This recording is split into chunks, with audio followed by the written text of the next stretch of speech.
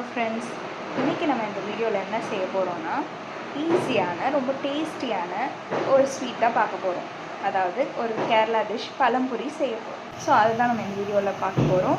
வாங்க எப்படி செய்கிறதுன்னு பார்க்கலாம். அதுக்கு நான் என்ன பண்ணியிருக்கேன்னா 2 நேந்திர பழம் எடுத்துருக்கேன். நல்லா பழுத்த அளவில் இருக்குது.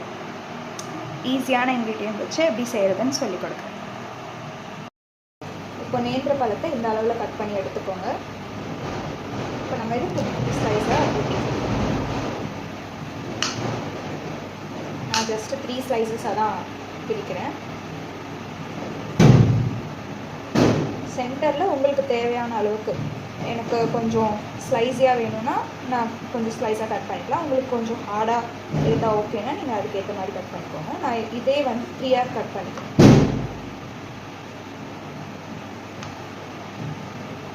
இப்போ பாருங்கள், நேந்திர பழத்தெல்லாம் இந்த அளவுக்கு ஸ்லைஸாக நான் கட் பண்ணி எடுத்துக்கிட்டேன். உங்களுக்கு எந்த சைஸில் தேவையோ அதுக்கு ஏற்ற மாதிரி கட் பண்ணிக்கலாம். ஃபஸ்ட்டு நமக்கு மைதா 2 கப் எடுத்துக்கிறேன். நான் இந்த கப்பில் 2 கப் சேர்த்துக்கிறேன்.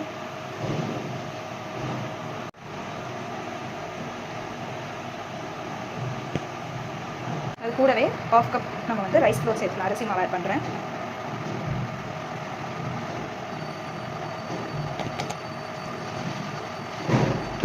அதுக்கப்புறம் 3 ஸ்பூன் அளவுக்கு சர்க்கரை ஆட் பண்ணிக்கலாம்.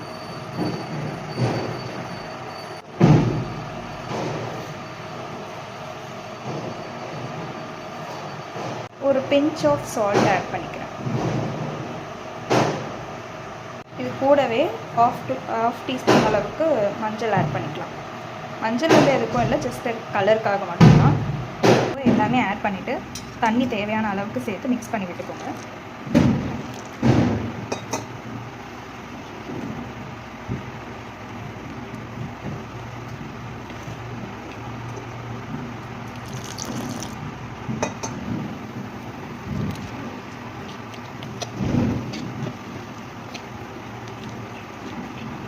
நல்லா மிக்ஸ் பண்ணணும். மிக்ஸ் பண்ணிவிட்டு நல்லா கொஞ்சம் தின்னான கன்சிஸ்டன்சிக்கு வர மாதிரி பார்த்துக்கோங்க. பாருங்கள், நல்லா தின்னான கன்சிஸ்டன்சிக்கு வந்துடுச்சு. இதுக்கப்புறம் நம்ம பழத்தை இந்த மிக்ஸோடு ஆட் பண்ணிக்கலாம். இந்த டைமில் ஒரு பேனில் ஒரு 5 to 6 ஸ்பூன் அளவுக்கு ஆயில் ஆட் பண்ணிக்கோங்க. அது நல்லா ஹீட் ஆகணும். ஹீட் ஆனதுக்கப்புறமா நம்ம மிக்ஸ் பண்ணி வச்சுருக்க நேந்திர பழத்தையும் ஆட் பண்ணிக்கலாம். இப்போது நேந்திர பழத்தையும் மாவையும் மிக்ஸ் பண்ணி எடுத்துக்கலாம். எண்ணெய் ஹீட் ஆனதும் அதில் நம்ம போட்டுடலாம். எண்ணெய் நல்லா ஹீட் ஆகிடுச்சு. இந்த டைமில் நம்ம ஆட் பண்ணிக்கலாம்